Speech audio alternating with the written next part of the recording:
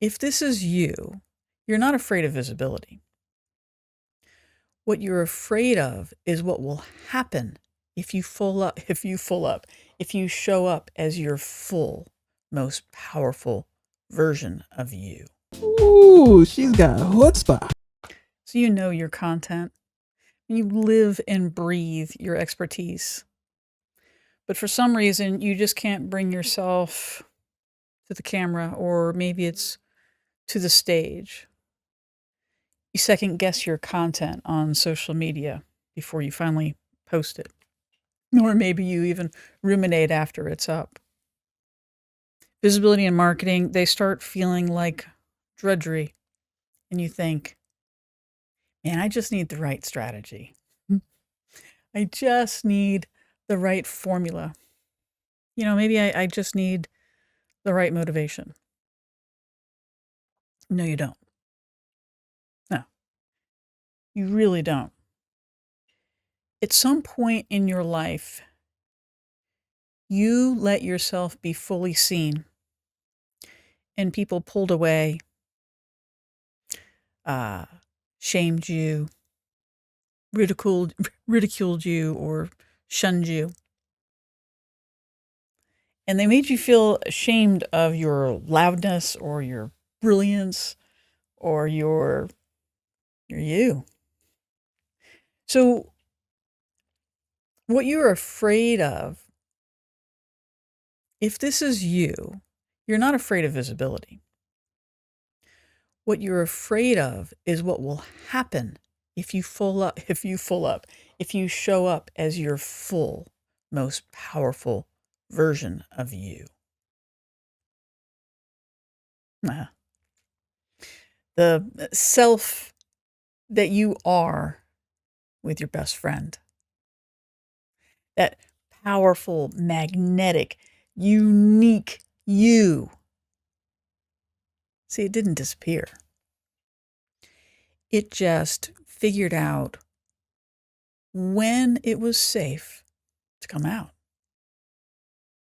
And that fear, it's not top of mind, it's in your body, and it makes powerful women shrink without even realizing it, or realizing it and having no clue how to make it stop.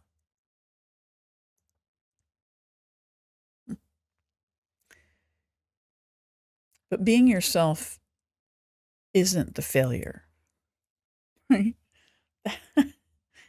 That's a society problem. That's a people around you problem. Your power, your excitement, your brilliance, your difference, your everything that makes you you, the most magical parts of you weren't held. They weren't appreciated by the people around you.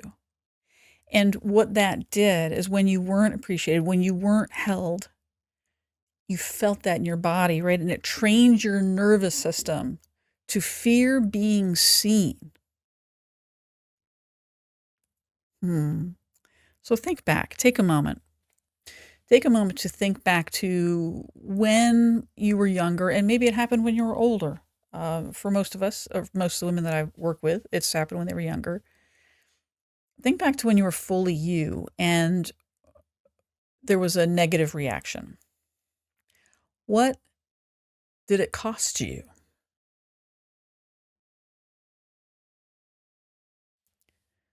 Now, this may seem like a silly question, but it really isn't. Think of the very first thing that comes to mind when I ask you this.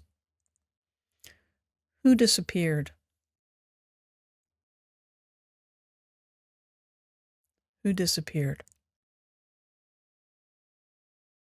And where do you feel that in your body when you think of that moment? I mean, is it in your throat? Is it your chest? Is it your gut? Your groin? Your head? Maybe you don't know. Maybe you spent so much time disembodied from, or not being fully integrated with your mind and your body, that you don't know. You can't tell. And that's okay. You're still there. You're still there. I'm Deidre Beacham, and for context, before I continue, what I see over and over is this. Women either never step into the spotlight, or they do. And over time, something kind of flattens. Voice loses authority. The presence starts sounding careful, polished, scripted. And they don't know why. And I want to reframe what's happening here for you. Because at the moment, you may be feeling ashamed for not growing through it. Or maybe you've grown through it before and then it keeps coming back and you feel ashamed for not being able to overcome it. In fact, maybe you've had a coach that has shamed you for not pushing through it. Just record, just push record and put it up.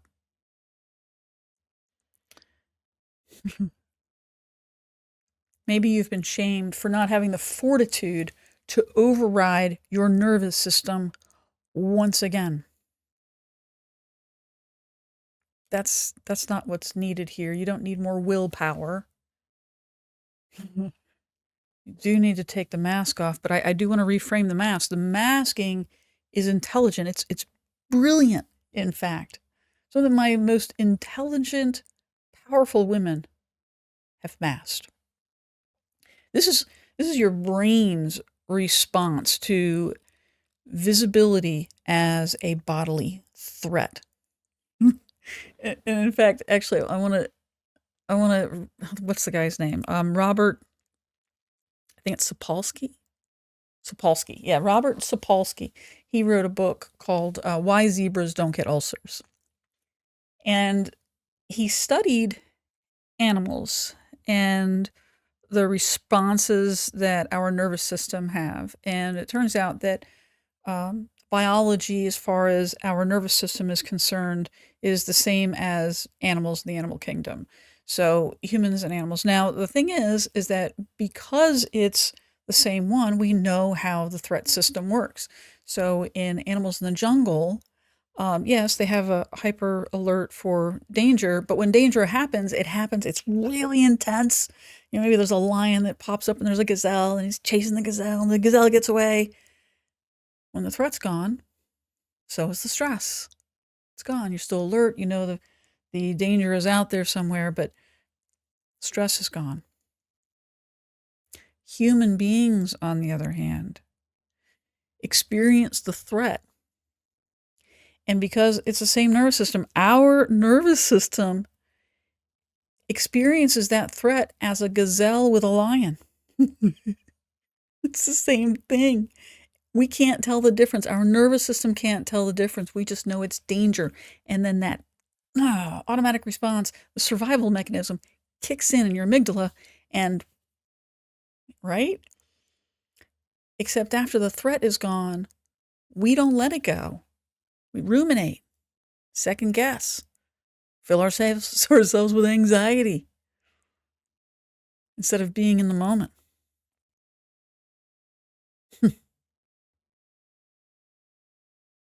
Yeah. So back to mass, sorry.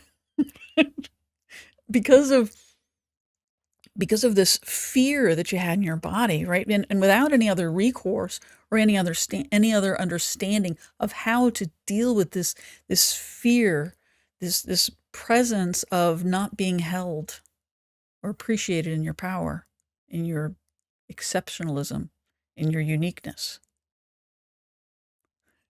Your mind created a mask so that you could become acceptable, palatable, professional, and polished. In the scramble to keep that feeling from occurring again, not only do you have a mask, you most assuredly have protocols, right? I certainly had protocols. So for being on video, I had scripts. Scripts are protection. It's protection against doing it wrong, being able to trust myself. Softening is just another thing you did that you may have done. I did. It was a way to reduce harm, right? I didn't want to harm others, but that wasn't the point. The point was I wanted to soften my voice so the harm wouldn't come back to me.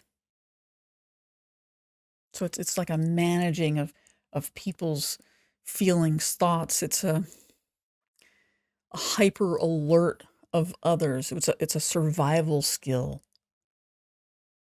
in order to, as the gazelle, not feel that intensity of a feeling, because it is intense. So to kind of recenter ourselves here and get to some things that might help you to move forward through this. So if you are in a situation where others so they don't leave, so they don't criticize, so they don't question, who do you become? Who do you become so others don't criticize you, question you, or leave? What part of you, if you had to pick, what part of you is always on watch? What part of you is always on alert? Or is it just in certain situations? And why those situations? So much of the work is about being curious about yourself. What did you lose by learning how to be acceptable? By learning how to stay small? But look, this didn't happen overnight. I know it didn't happen overnight. But you negotiated your way into smaller and smaller spaces, one relationship at a time. And in many cases, it's just systemic. You just became a part of who you were. I remember, this is kind of an old story, but I remember leaving my fiance. I was in my early 20s. And I remember walking into my apartment, and I was so excited. I was walking into my apartment after I had left him, and I'm like, "This is my light. This is my bedroom. This is my, shag carpet." It really truly was shag carpet. This is my wood paneling. Yeah, straight out of the 70s. Um, but I was really excited to be on my own and to be my own woman. And I remember going to the CD store after getting my new apartment, and I went to the music store. I was going to pick up a couple CDs, and I'm looking through the CDs, and I picked one up, and I was like, "Oh, love this group." And then I had this realization: wow, do I love this group because of my fiance, or do I love this group because I love this group? See, some women can get so lost, and I count myself as one of them. Some women can get so lost in this desire to not be shunned, to be accepted, to keep being the nice girl, to be perfect, to be accepted, to be palatable. We kind of squash ourselves away. We become the people around us to be acceptable. And as I walked out of the music store without any music, I remember going to my car and thinking, who am I? And I have spent the rest of my life figuring that out.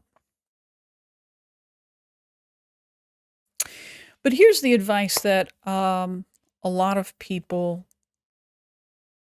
give to women that does not work. You hear this all the time, and I heard it. Just be yourself. I mean, it's really simple. Just be yourself. I mean, how hard is that? Just be yourself. Yeah. So you think, okay, I'm going to do that. I'm going to be more authentic. I'm going to be more authentic. And when someone pulls back or questions you or criticizes or goes quiet or trolls you, your system panics and suddenly you're the gazelle, and that comment, the thought, the question is the lion. And your brain goes, see, too much, and tries to shut it down even further, making the pain, the stress, the anxiety in your body even stronger and stronger and stronger. So it's not your brain saying no, or even your willpower. You have plenty of willpower. Oh my God, and you're brilliant. This is your body's capacity saying no. Don't know that people realize just how many cells that are in our gut that have a direct nervous system link to our brain, sending information to our brain. It's like a second brain in our gut, always sending signals throughout our body. So when I talk about embodiment, embodiment is not simply an expression. It's nervous system capacity. It's nervous system capacity for discomfort when things around you may feel like a personal attack. Nervous system capacity for discomfort. Even when things around you feel or sound like a personal attack. Now, it doesn't mean that you don't feel things.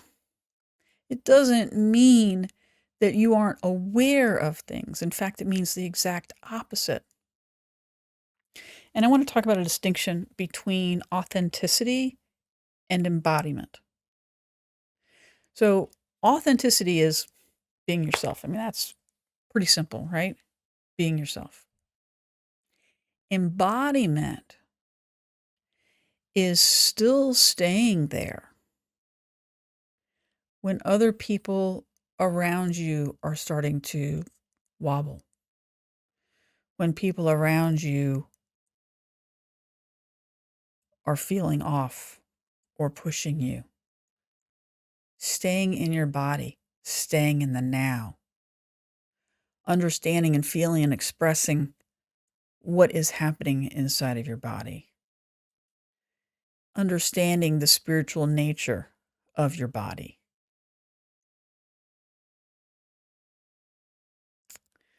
I want to share, after I had done just a tremendous amount of work on myself, I'd done a 27-month experiment on myself to see if I could overcome these things. And a lot of what I teach today is a result of that 27-month experiment.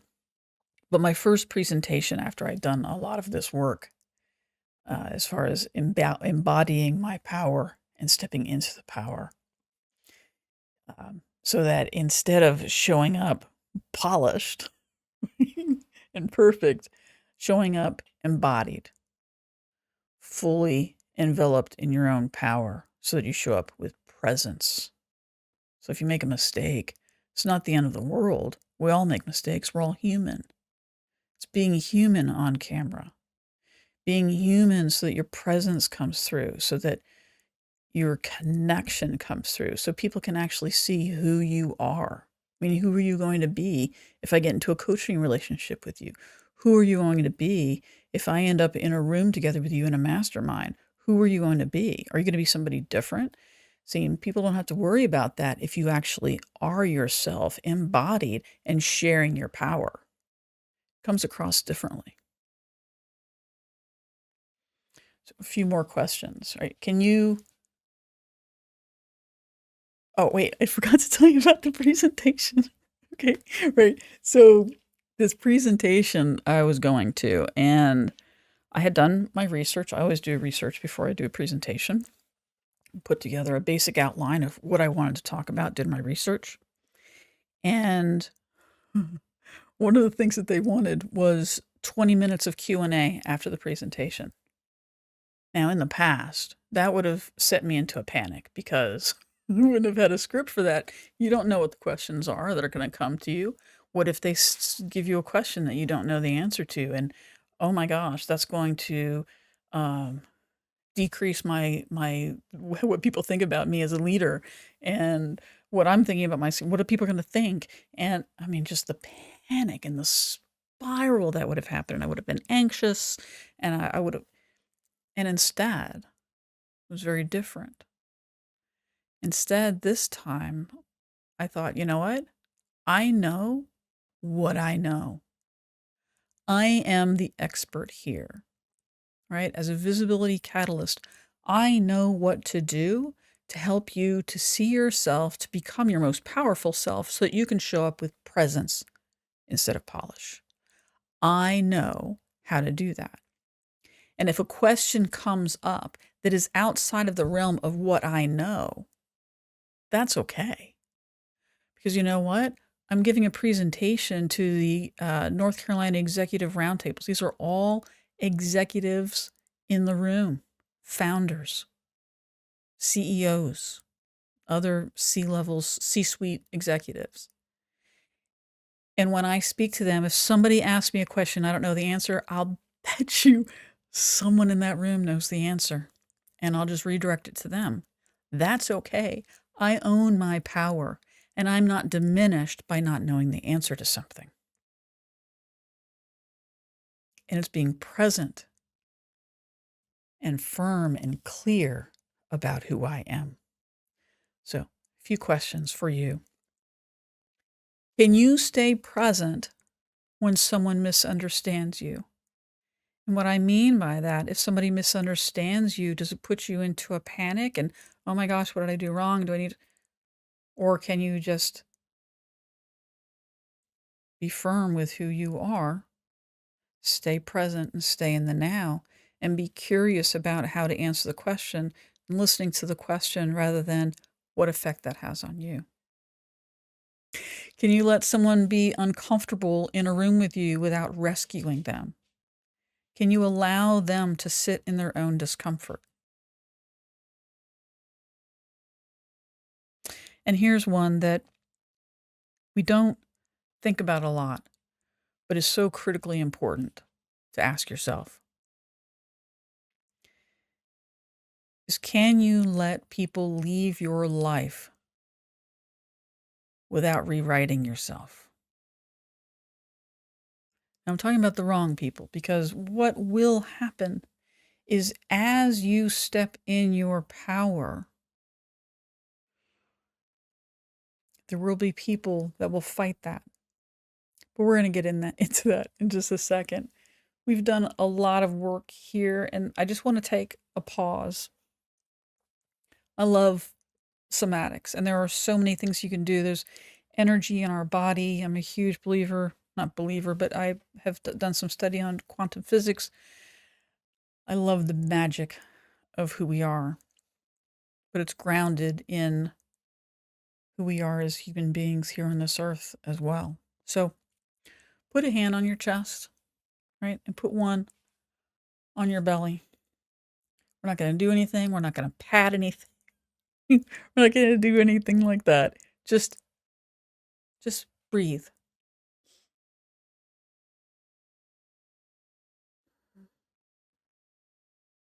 Can you feel your chest move up and down, your belly move?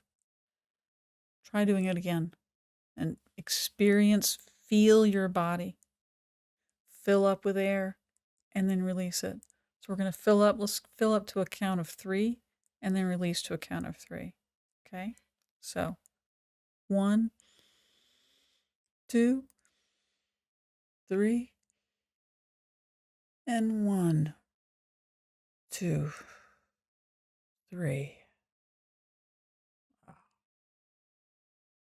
Do you feel that? Do you feel any calmer? Do you feel the release in your body? You can do that a few more times. There's also a box where you can breathe in for 4, hold for 4, release for 4, hold for 4, intake for 4, hold for 4, release for 4. And you do that a few times, and you will actually feel the anxiety go down in your body, and you'll relax yourself.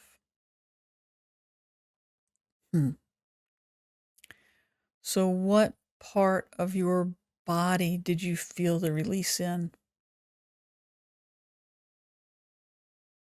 It's probably where you feel a lot of your stress. And one of the distinctions I like to teach women right here is the difference between being nice and being kind, because they are two different things. People get very worried when I'm like, you need to stop being nice. And here's why I say that. NICE is an acronym for me, is not in conscious existence. It's just rote. It's just you've learned patterns and you just go about doing what you've been told to do and you just do it. Nice girl training, we've been taught to be a certain way. However, and because of that, right, people can use "you're not nice" as a weapon. What I ask women to do is to instead be kind, keeping integrity and necessary defiance. Because if you're nice, that's all about thinking outwardly, watching outwardly, and adjusting who I am and what I do, what I say, how I show up based on what other people's expectations are, so I can continue to be nice, so I can continue to be accepted. Kind, keeping integrity. If I keep integrity with myself, with who I am and who I know myself to be, then in order to keep that integrity, I have to have boundaries. And when I put those boundaries in place, there has to be defiance. Because people who are used to you being a nice girl will try to cross your boundary. And in those moments, it's up to you to hold your boundary. It is not anybody else's responsibility. It is yours. You have to hold that boundary and say, no, you can't cross here. Or just no. And no is not rude. It will feel rude if it's not something you're used to saying. It is a full and complete sentence. You do not need to explain yourself. That is nice girl training. Explain your way to smallness. When people aren't used to your kindness, they will feel rejected. Maybe even call you angry, call you a liar. They'll feel rejected by their inability to utilize you as they always have in the past, to take advantage of your good nature, to cross over your boundaries, which aren't boundaries if people are crossing them. They're simply thoughts. They can be lonely. It can be lonely doing this work. But it is entirely possible, and it's entirely possible on your own. I highly recommend a community that understands you and holds you not when you need, just when you need help, but when you succeed as well. Right? Women that get excited about your success and excited about their own successes and moving forward.